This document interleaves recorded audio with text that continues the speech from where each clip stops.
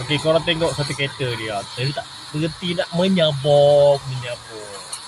Macam dia seorang nak cepat. Itulah kadang-kadang kereta mahal yang kita besar ni kadang-kadang bebal juga orang ni. Tahu nak cepat lagi mana. Tak faham betul lah diorang ni. Biasa. Benda ni biasa lah. Banyak kali berlaku benda ni.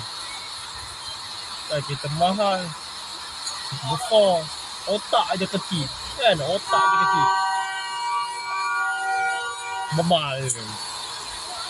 Jadi seorang nak cepat. Kan? Rumah tak tinggal lah. Tak pergi mana lah kalau nak cepat tu.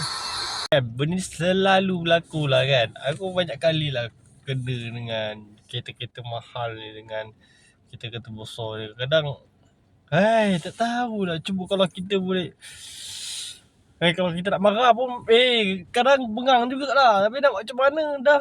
Diorang biasa lah otak kecil. Sebab kereta-kereta semua kereta mahal tapi otak je kecil.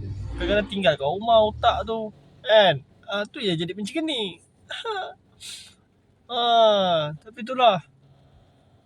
Tak macam mana kan. Diorang punya pattern dia macam gitu. Kan? Okey lah korang. Hati-hati lah jalan raya. Okay? Follow lah dulu guys. Baru semangat nak buat video.